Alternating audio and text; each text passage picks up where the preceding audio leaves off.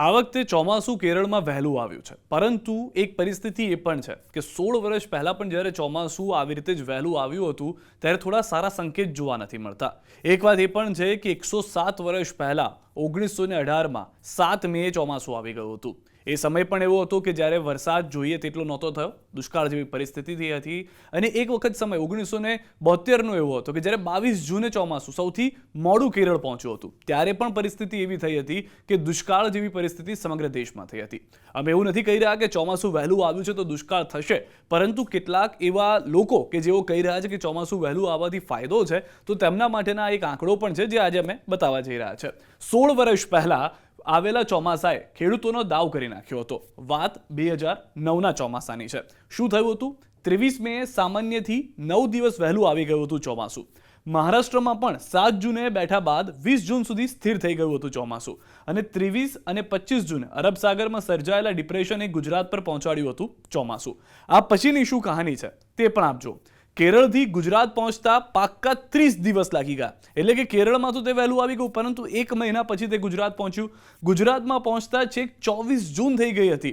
જે ચોમાસું સમયની સાથે ગુજરાતમાં આવવાનું હતું તે કેરળમાં વહેલા આવવાની સાથે ગુજરાતમાં મોડું પહોંચ્યું. જે અત્યારથી સામાન્ય તારીખ 10 જૂનથી 14 દિવસ મોડું આવ્યું હતું. જે રીતે મેં આપને કીધું કે જે 14 જૂને આવવાનું હતું એના બદલે તે 24 જૂને આવે છે. કેરળમાં 30 દિવસ પહેલા પહોંચી ગયું હતું.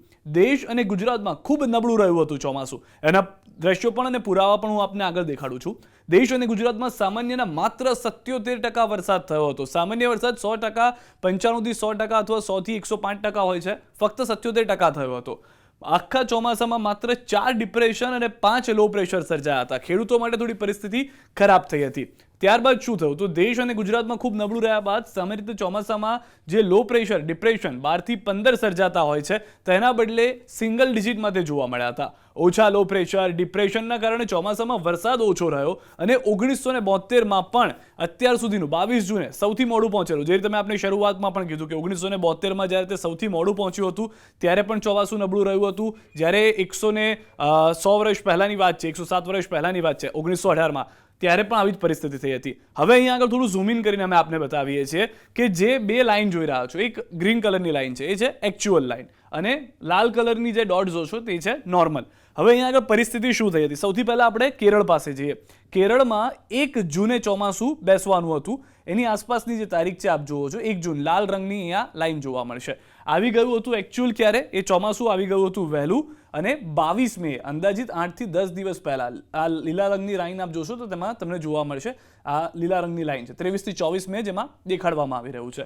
પરંતુ ત્યારબાદ શું પરિસ્થિતિ થઈ કે જે ચોમાસું ઝડપથી આગળ વધવું જોઈતું હતું તે ન વધ્યું. જેમ કે આપણે સીધા ગુજરાત ઉપર જઈએ. ગુજરાતમાં દક્ષિણ ગુજરાતની અંદર 10 જૂન સુધીમાં આ નોર્મલ લાઇન છે કે ત્યાં સુધીમાં તેની એન્ટ્રી થઈ જવી જોઈતી હતી, પરંતુ ગુજરાતમાં આવતા આવતા ટાઈમ થઈ ગયો 24 જૂનનો. કારણ કે અહીંયા આગળ પરિસ્થિતિ એ થઈ કે જે ચોમાસું વહેલું આવવાનું હતું, કારણ કે કેરળમાં તો વહેલું આવી ગયું હતું, અહીંયા ગુજરાતમાં આવવાનું હતું, પરંતુ તે ગુજરાતમાં એન્ટ્રી જ ન કરી શક્યું. અલગ અલગ એના કારણો રહ્યા હતા, જેના કારણે પરિસ્થિતિ એ થઈ કે ગુજરાતમાં 10 જૂને આવનાર ચોમાસું છે 24 જૂને આવે છે. દેશની અંદર વહેલું આવી ગયા બાદ ગુજરાતમાં આવતા 10 દિવસ મોડા થઈ જાય છે. ત્યારબાદ હજુ એક નકશો છે જે હું આપને બતાવી રહ્યો છું કે જે સમગ્ર દેશ માટે છે. અહીંયા આગળ અલગ અલગ પેરામીટર છે. આ 4 અલગ અલગ રંગ અહીંયા જોવા મળશે. જો કે નકશામાં તમને 3 જ રંગ જોવા મળશે, જેમાં લાલ રંગ છે એટલે કે ડેફિશિયટ, એટલે કે જ્યાં આગળ અહીંયા લાલ રંગની અંદર આપેલું છે ડેફિશિયટ, કે જ્યાં આગળ 59% થી 20%ની વચ્ચે વરસાદ જેવો થયો છે, અહીંયા આગળ લખેલું છે. બીજી એક વસ્તુ કે જ્યાં આગળ લીલો રંગ જોવા મળી રહ્યો છે ત્યાં પણ લખેલું છે કે 19%ની વધતા ઓછા પ્રમાણમાં વરસાદ થયો છે, અને જ્યાં આગળ વધુ વરસાદ થયો છે તે ભૂરા રંગનું છે કે જ્યાં આગળ લખેલું છે કે જે સામાન્ય હતું તેનાથી વધુ વરસાદ થયો છે. હવે જ્યાં આગળ વહેલું ચોમાસું આવી ગયું એટલે કે દક્ષિણ ભારતના વિસ્તારો, ત્યાં આગળ તમને લીલો રંગ અને વાદળી રંગ જોવા મળશે. આ એ વિસ્તારો છે કે જ્યાં આગળ ચોમાસું વહેલું આવી ગયું હતું. ગુજરાતની અંદર એન્ટ્રી થતા સમય લાગી ગયો, પરંતુ દેશમાં એન્ટ્રી થઈ ત્યારે સારું એવું ચોમાસું હતું. હવે ગુજરાતની વાત કરીએ. જે રીતે નકશામાં આની પહેલામાં જોવા મળ્યું હતું તે રીતે આપ ગુજરાતની અંદર જુઓ તો સૌરાષ્ટ્ર કચ્છમાં સારો વરસાદ થયો. સૌરાષ્ટ્ર કચ્છ જે છે તે વાદળી રંગમાં જોવા મળી રહ્યું છે. પરંતુ અહીંયા પરિસ્થિતિ એ થઈ કે ઉત્તર ગુજરાત, મધ્ય ગુજરાત અને દક્ષિણ ગુજરાત આ એ વિસ્તારો હતા કે જ્યાં આગળ નબળું રહ્યું ચોમાસું. અહીંયા આગળ મજબૂત હતું પરંતુ અહીંયા નબળું રહ્યું. શક્યતાઓ છે કે જે 4-5 લો પ્રેશર સિસ્ટમો થઈ હતી, જે દરિયાથી મદદ મળી હતી, તે સૌરાષ્ટ્ર અને કચ્છને મદદરૂપ રહી, પરંતુ મધ્ય ગુજરાત, ઉત્તર ગુજરાત અને દક્ષિણ ગુજરાતને તે મદદરૂપ ન થઈ. ન ફક્ત ગુજરાત પૂરતું પરંતુ બાકીના દેશની આ પરિસ્થિતિ જોશો તો તમામ જે વિસ્તાર છે તે લાલ રંગમાં જોવા મળી રહ્યું છે. આ 2009ની વાત કરી રહ્યા છે કે 2009માં જ્યારે સમય કરતાં વહેલું ચોમાસું આવી ગયું હતું તે. તો અહીંયા આગળ એ વાત સ્પષ્ટ છે કે કોઈને અમે એવું નથી જણાવી રહ્યા, કહી રહ્યા કે વહેલું આવી ગયું છે તો નબળું રહેશે અથવા તો વહેલું આવી ગયું છે તો તકલીફ થશે. પરંતુ આ આંકડો છે જે 2009માં પણ જોવા મળ્યો, 1918માં પણ જોવા મળ્યો કે જ્યારે જ્યારે ચોમાસું વહેલું આવ્યું ત્યારે થોડી પરિસ્થિતિ ખરાબ રહી હતી. આ વખતે એવું થશે કે નહીં તેનો અમે દાવો નથી કરી રહ્યા.